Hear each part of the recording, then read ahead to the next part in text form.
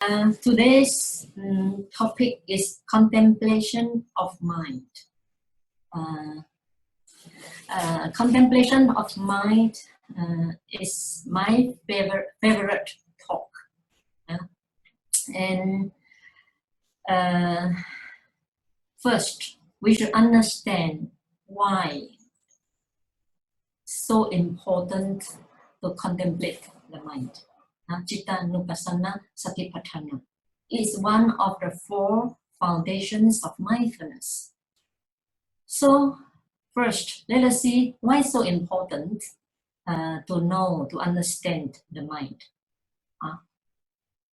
First question you should ask yourself is, what causes us feel unhappy? So this is a question, first question you should ask yourself. Or under what circumstances you feel very terrible misery and so on. There's something in your mind that causes you to feel so terrible and so unhappy. And the second question, in order to understand why so important to know this topic, is what makes us go round and round of samsara, the cycle of rebirth.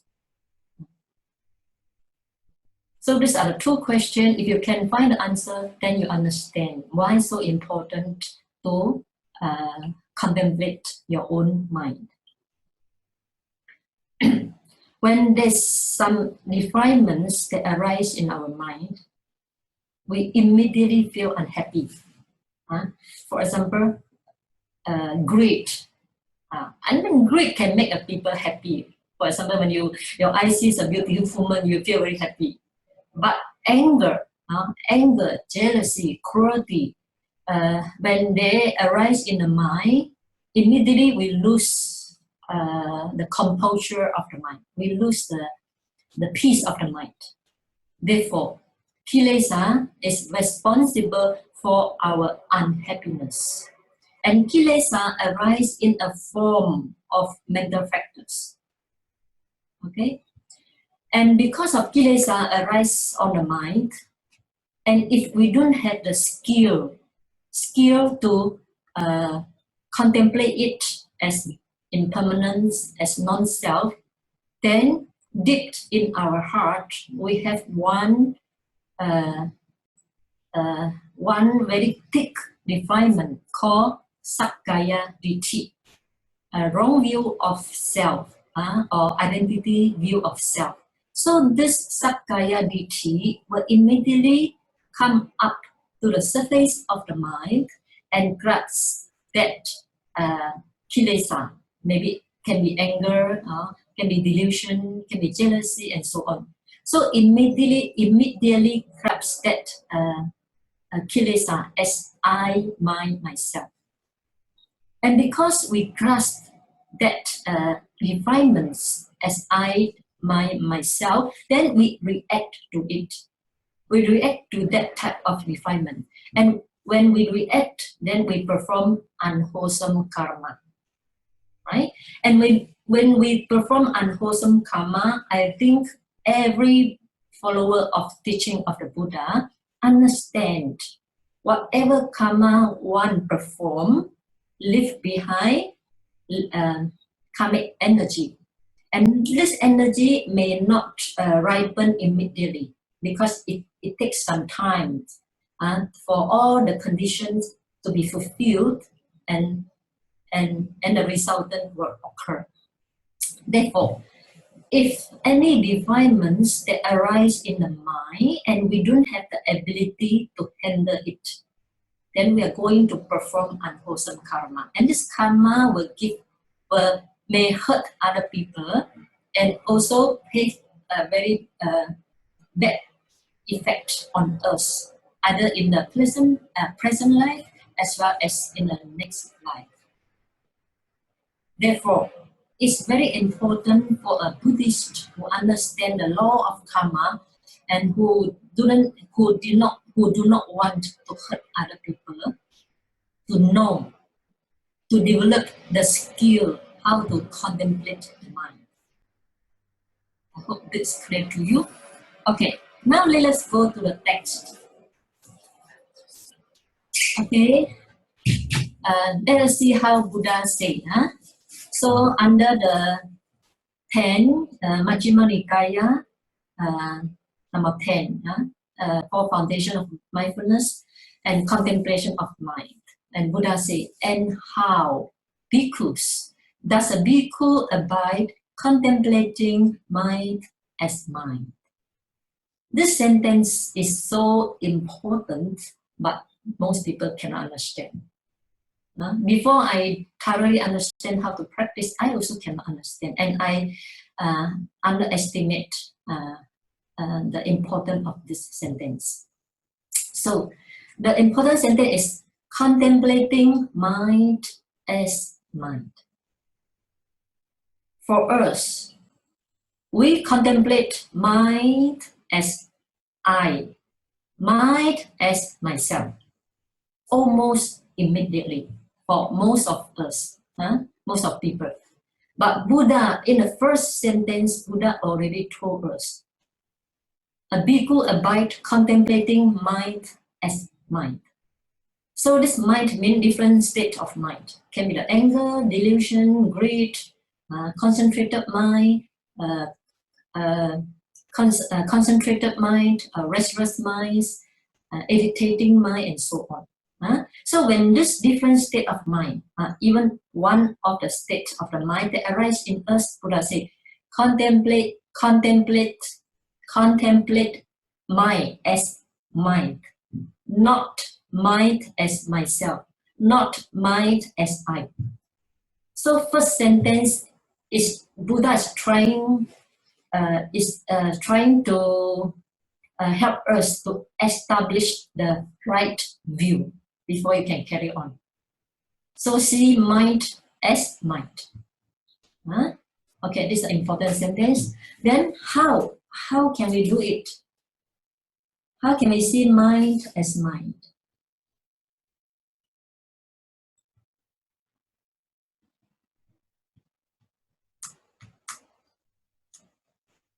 Okay, then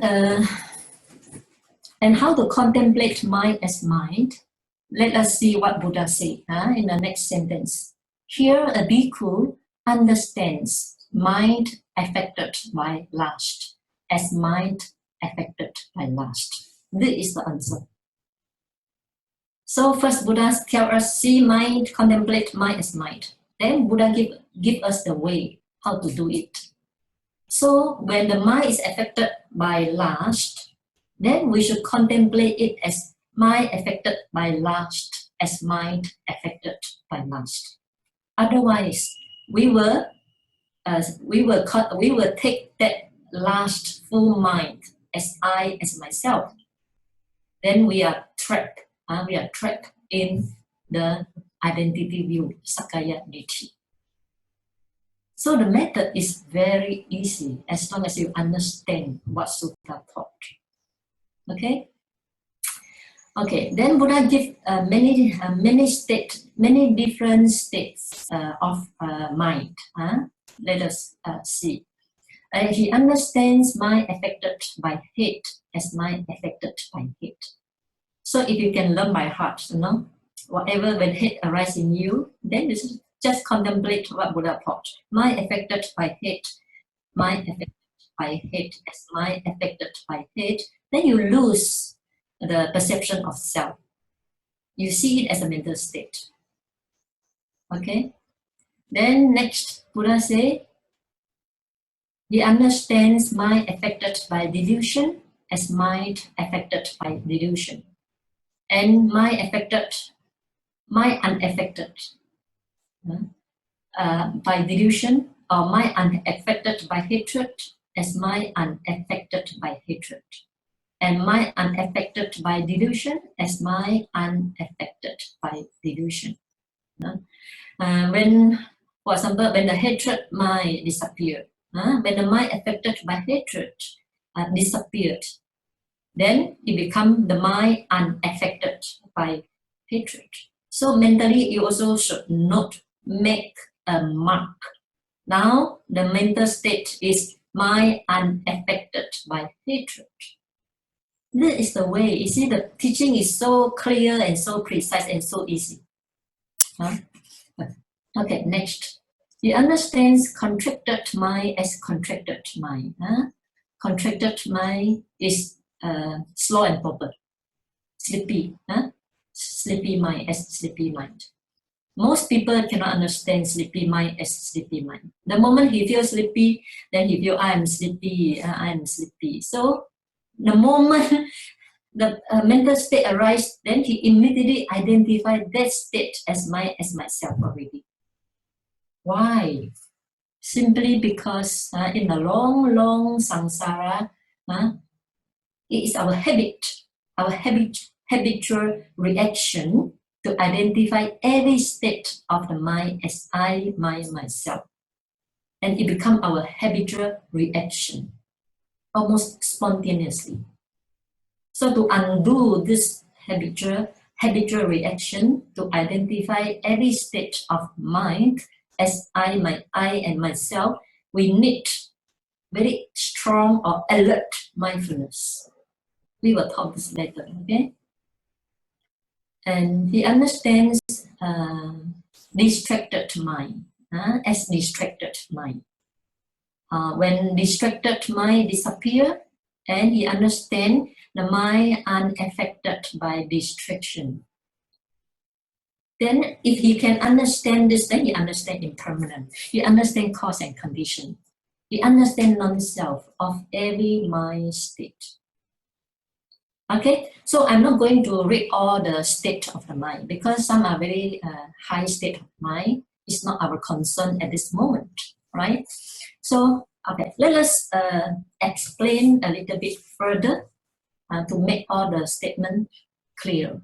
Okay, first, in order to contemplate your mind, the first thing you should develop and cultivate is mindfulness, sati. For example, the anger arises in you. If you don't have sati, mindfulness, to know what is happening in your mind, then how are you going to contemplate mind affected by anger as mind affected by anger? Right? You cannot do it. Therefore, important, the first point you should do is to arouse your mindfulness. What is mindfulness? Mindfulness means very alert awareness. Very alert. Alert is very important. The absence of confusion and the alertness of your mind to know, oh, anger is a reason. For those who don't have this type of sharp mindfulness, then you can check your body. Your body's reaction. For example, your body is calm, then suddenly you feel hot. Then something happened in your mind already. Can be the irritation, can be the agitation that produce fire element in your body. So because some people, especially men, men are very insensitive towards his own mind. Okay, so sometimes the anger arises, they don't know. They have to check their body first. Oh, the body become hot. Only they know. Oh, the anger has a reason in their mind. But for women, for my student, the women are more sensitive towards the state of the mind. So for those who are sensitive to the state of the mind, they don't have to see the bodily reaction in order to know what is the mental state. The correct way of doing is the mental state affect the body. So if you can know your mental state first, then you can neglect the reaction of the body. Okay. So first, mindfulness. Your mind is always alert, not blur, not blur, but very alert to know what's happening in your mind. So the moment you feel the anger has a reason, And this mindfulness also means absence of confusion, also means not forgetful. The mind is always alert, not forgetful. And mindfulness also has the meaning of non-reaction. You aware without further reaction. For example, the anger has a reason in me. I immediately react. Then no, there's no mindfulness. We call lapse of mindfulness because you already react, right? Therefore, when anger has a reason in us, then as long as we have the alertness, very alert of mind, then we know, oh, anger has a reason in us, and we don't react. Okay, if you react, means you lose your mindfulness. So mindfulness also means the presence of mind without reaction, without further reaction. The alertness of the mind without react to the state of the mind. Or bare awareness, bare knowing. All these are the definition of mindfulness. So the moment you know, okay, anger has a reason, then you apply what Buddha taught. How to contemplate? You contemplate mind affected by anger as mind affected by anger. Repeatedly, not only one, repeatedly, maybe 5 times, 6 times. Then, although when the moment you contemplate mind affected by anger as mind affected by anger, then at that moment, you are removing the identity view, Sakkaya Ditthi. We should remember all Buddhists or anyone who wish to become Sotapan, who wish to become a stream enterer. The first thing he has to deal is Sakkaya Ditthi, identity view. If he can do away with identity view, then he is walking closer to the enlightenment, first enlightenment, attainment of stream enterer. Therefore, if you can note your mind, mind affected by anger as mind affected by anger, you are walking closer to your goal. Because at that moment, your mind loses the perception of eternal, a permanent self. And you understand, oh, it's just a state of mind affected by certain defilement. So I hope you can understand, you can see how powerful is this contemplation. Some teacher teach contemplate anger. I think still not enough. If you contemplate anger, then you may become more and more angry, right? It is possible. So therefore, I don't agree with that type of noting. But what Buddha says is mind affected by anger as mind affected by anger. Mind affected by slow and torpor as mind affected by slow and torpor. So you see it as a mental state arising and passing away. You don't see it as I, myself. It is essential, and this point is very important for all practitioners. Okay? Then later on, because our time is very short, so I only will take one state of mind to explain. Then once you understand the way, then you can apply to all states of the mind. It's the same thing. Okay? So we will take only one, the mind affected by anger as mind affected by anger, because it's very common in us. And we always lose our temper because of external impingement to the senses.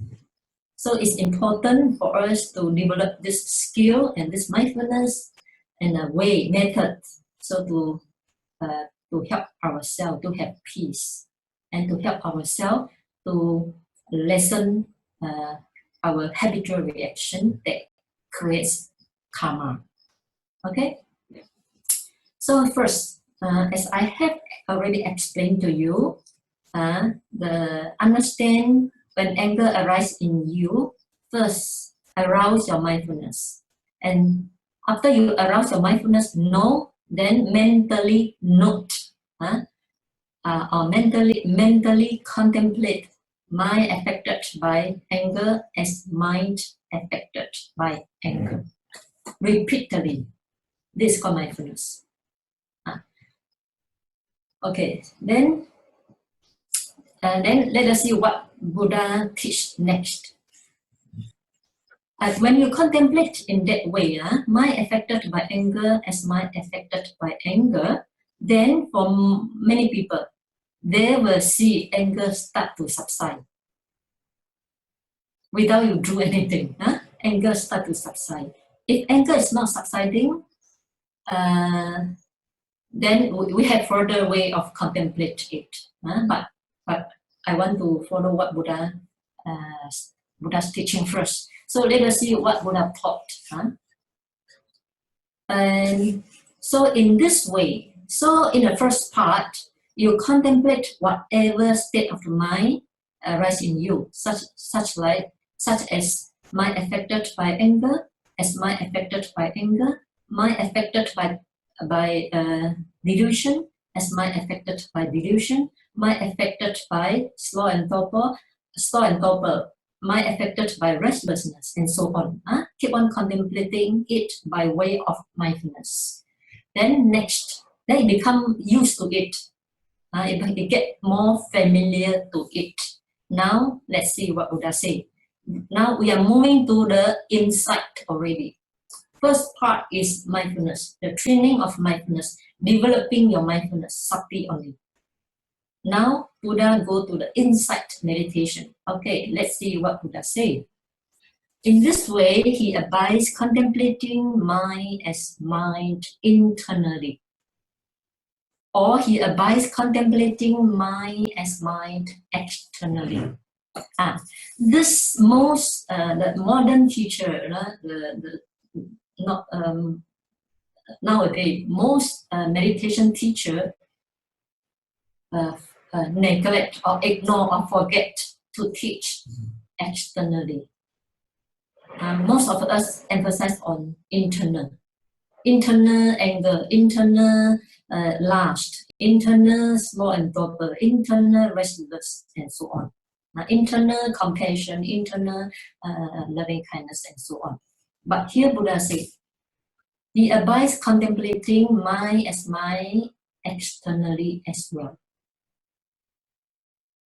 So externally is also important for us to develop more and more wisdom, and as well as understanding and detachment. Okay, let's say, now with strong mindfulness, you understand already, whatever state arises in your mind, it's just a state of mind affected by certain defilement. It's not I, not mine, not myself. You already understand through mindfulness, through the repeated practice. So now you should move to the external person. It can be your family members, your colleague, your boss, your friend. For example, you are scolded by your boss. Then first you contemplate your own anger. The mind affected by anger is mind affected by irritation. Keep on contemplating yourself. And when your anger subsides and yet your boss' anger is still there, he still throw his anger to you, then you move to the external. See your boss' anger as his anger is also mind affected by anger as mind affected by anger. So you don't see your boss as a person. Instead, you see your boss as state of mind. And this state of mind is changing. It's not stable all the time.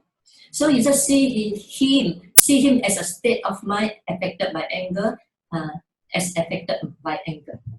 So if you can practice in this way, internally as well as externally, then your anger find no person. Now there's no person. It's just a state of mind produced by condition. And we all know, as a Buddhist, we all know a state of mind produced by condition is impermanent, right? It's impermanent because condition change all the time. Your boss cannot stay, the boss is not going to scold you throughout the day. He get tired first, right? So his state of mind also will change. Therefore, so if you can see your state of mind affected by anger, and also the state of the mind of boss also affected by anger, then you see no person, no I, no he, no she, no you. Then the anger find no object to attach to. The anger find no foothold or object to attach to, then the anger will collapse and no more, leave you on the spot. Then you become peace again, right? So it's very, easy way, very easy if you know the technique and the method, of course. Okay, so this is called externally. You can apply this to your, if you have too much attachment to your family, then you can see that attachment. The mind affected by lust as the mind affected by lust. And if your spouse or has a strong attachment to you as well, you also can contemplate their mind, a state of mind affected by attachment, a state of mind affected by attachment. Then you don't see a person being, then your attachment will not develop further and further. Okay, so this is important to see internally as well as externally, so that you understand there's no I, no she, no a person, no he. This ultimate truth of the Dhamma. Okay, as a practitioner, we want to reach ultimate truth, not live in a conventional truth all the time. If you live in a conventional truth, you see your mom as a person, you see your beloved one as a person, you see the person, the hated one as a person, then you are not going to develop further in your spiritual attainment.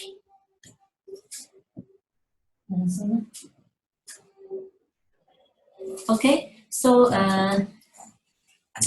next, let's see what Buddha said. Or else he abides contemplating in mind its arising factors, or he abides contemplating in mind its vanishing factors.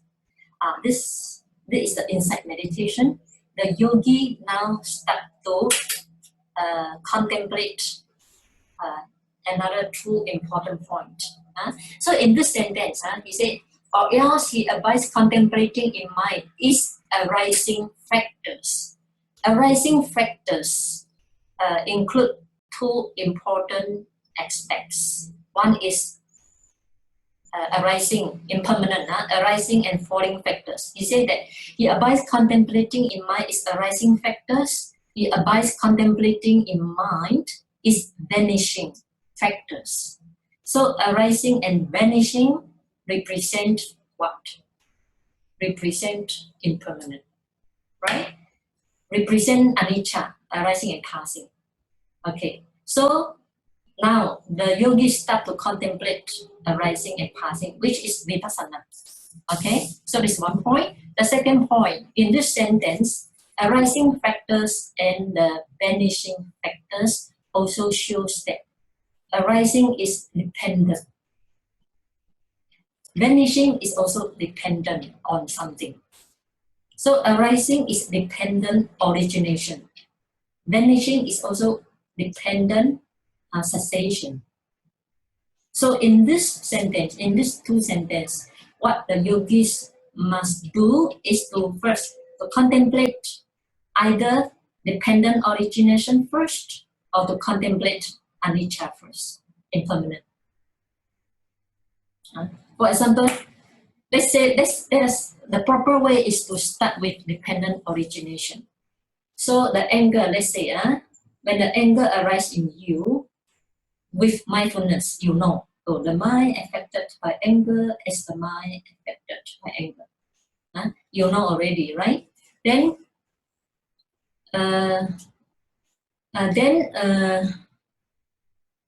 you investigate by way of dependent origination. Why the anger state of the mind arise? As a Buddhist practitioner, we always understand nothing arises without causes. This point must be reviewed all the time, right? So nothing arises without causes. So you must investigate first. Once you have had, you already know the anger state arises in you, then you further investigate what caused the anger to arise.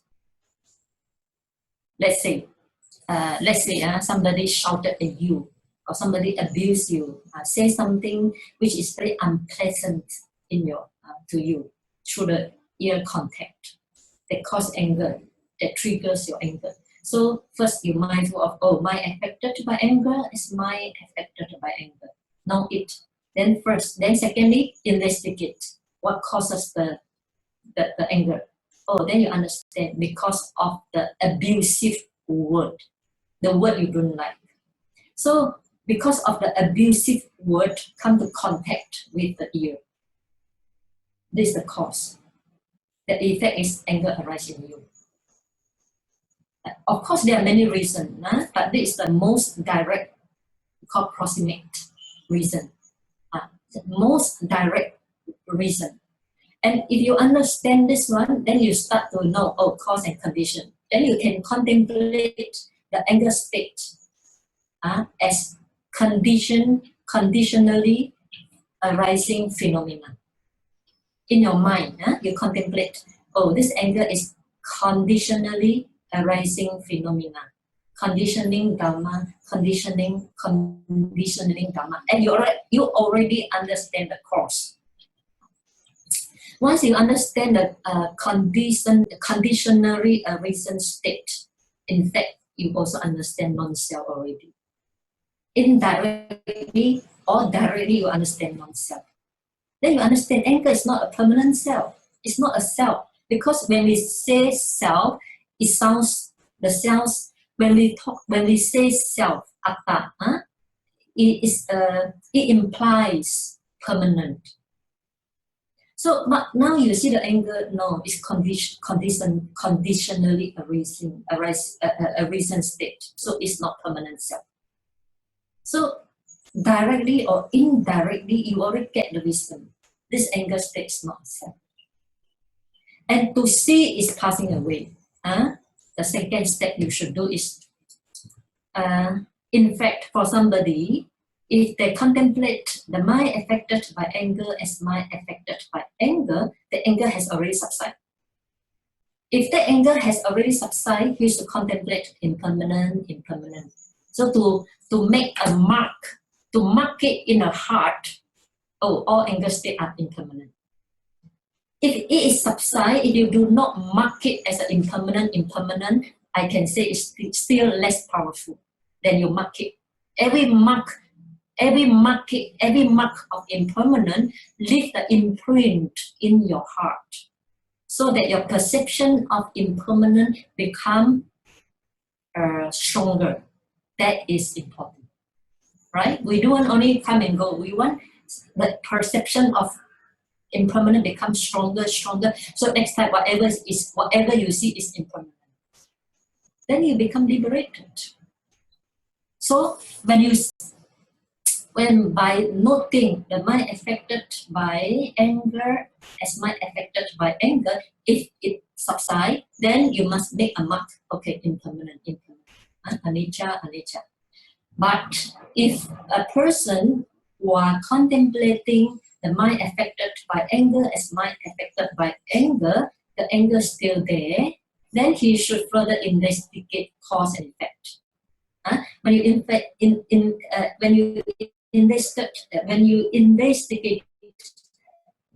investigate cause and effect, you see non-self. So you should mentally note, this anger state is not permanent self, it's conditionally arising phenomena. Please note it in your mind for 2 or 3 times to let it leave the imprint in your heart. Okay? Otherwise you will forget one, I tell you. Okay? Then the third step you should do is, now, because it's still there, it's not subsiding. So you should contemplate impermanence of that anger state. You can contemplate anicca, or you can contemplate vanishing, gone, disappearing, passing away. Whatever words that represent anicca, use it. Gone, gone, gone. So when you contemplate it, gone, gone, you should direct your mind to the passing away of the anger. Not only labeling. I'm not teaching labeling meditation. Okay. So gone, gone. You say gone or vanishing, vanishing. Then you also should direct your mind to see its disappearing. Why? Because sabbe sankhara anicca, right? All formations are impermanent. But if you don't contemplate impermanent, then your contemplation, because you don't contemplate impermanent and you entertain a perception of permanent, then it cannot carry, cannot match with the sabbe sankhara anicca. But if you contemplate impermanent, gone, gone, then your way of contemplation harmonize with the truth of impermanence, because sabbe sankhara anicca. When it harmonizes, then the truth of impermanence reveal itself very quickly, and you can see it passing away very quick. Otherwise, the sabbe sankhara anicca, this state of mind is impermanent, but you hold on to it as permanent.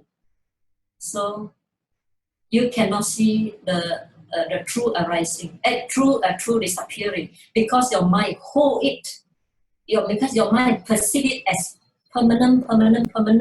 Although this one already passing away, but your mind still perceive it as permanent. Then how are you going to understand impermanent? You have to wait for a long time, maybe 20 minutes, 30 minutes, only see your anger subside. Then you already be burned for 20 minutes. You already be burned for 20 minutes or 30 minutes, and you have already performed lots of unwholesome mental karma. Okay? I hope it's clear to you. Okay? So mentally you should not impermanent, gone. Then check it again, whether it passes away or not. When you note impermanent, it also helps your mind to let go. Otherwise, your mind has your mind is not in the Dharma. Your mind is not in the correct way of seeing things. If you do not impermanent, your mind is not in the correct way. It can be in the wrong perception of permanent, wrong perception of self, and so on. Right? Okay, this is the third step. So then later on, then you can see the subsiding of the state of mind. Then you understand arising and passing away, arising and passing away. In the beginning, arising and passing away may come very slow. But as you become more and more proficient in become more and more skillful in this way of seeing things or contemplating things, then the arising and passing away become faster and faster. Sometimes you don't even have to contemplate, it has already gone. Then I would like to say congratulations to you. Before that, you have to repeatedly practice it. Okay? Okay, let us see what Buddha said again. Or else mindfulness that there is mind is simply established in him to the extent necessary for bare knowledge and mindfulness. This is also very important sentence. It takes me more than 10 years to understand. Before my meditation come to, before my meditation turned to good, I cannot understand this sentence. But now it becomes so easy for me. Okay, so let me explain to you, or else mindfulness that there is mind. This is important one. There is mind. Is simply established in him to the extent necessary for bare knowledge to arise. So every time when the state of mind, it can be lustful mind, or can be angry mind, or can be concentrated mind, or can be even happy mind, sorrow mind, loving kindness mind, compassionate mind, and so on. Whatever state of the mind that arises in your mind, and if you can see it as a mind affected by what, a mind endowed with metta, as mind endowed associated with metta, or mind associated with wisdom as mind associated with wisdom, and you do not identify that state of mind as I, myself, after repeated practice for a duration of time, let's say 6 months, let's say 1 year, okay? Then even 3 months, you see the result, if you are diligent yogis. So then after that, then your mindfulness becomes so sharp. The moment it arises, you know, oh, mind affected by this, or mind is associated with this. So you see it as mind, you see mind as mind. Then you understand, oh, your knowledge start to arise. There is mind, nothing else. This is the sentence. Or else mindfulness is so strong that there is mind, is simply established in him to the extent necessary for bare knowledge. Another way of explanation is that you must practice this, keep on mindful of your state, repeatedly again and again, until the bare knowledge arises in you that that is mine. That is only my state, that is mine. Mine is there, but no I, no mine, no myself, no she, no her, no a person, no being. This is what Buddha means. Okay, and the last sentence. Last sentence. And he abides independent, not clinging to anything in the world. So here, clinging, let me explain 2 words to you. One is in the world, the world. The word here in the Buddha's teaching, whenever you see the word, usually refer to the word of 5 aggregate, not the mundane world. Mostly refer to the word of 5 aggregate of materiality, feelings, and perception, formations, and consciousness. Okay, this one thing you should understand. And the second word is not clinging to anything in the world. Here, clinging means clinging by way of view, wrong view of self. And clinging by way of craving. So as you keep on seeing, just a my state. In fact, I'd like to put some extra knowledge. I want to add in some extra knowledge for you. So when you understand every state, whatever arises in the mind, is just a state of mind, not I, not mind, not myself. Sometimes the question may occur to you. Okay, from where the mind comes?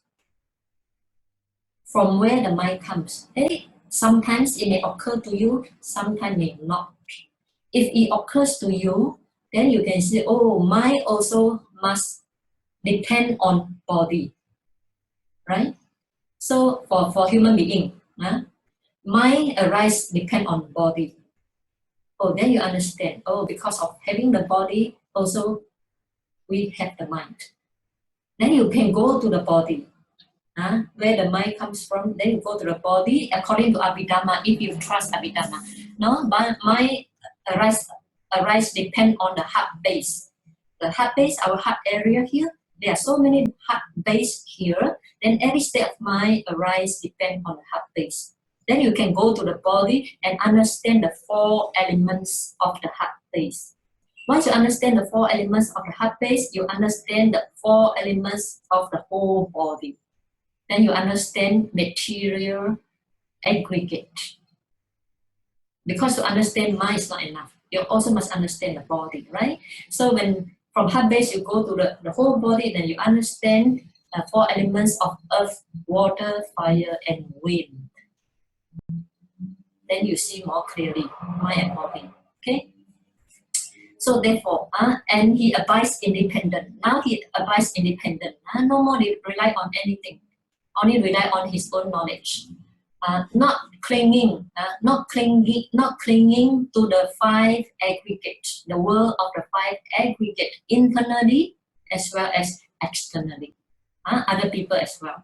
Otherwise, we do not cling to ourselves, but we may cling to our parents. We may cling to our spouse. We may cling to our sons and daughters and teachers, students, and so on.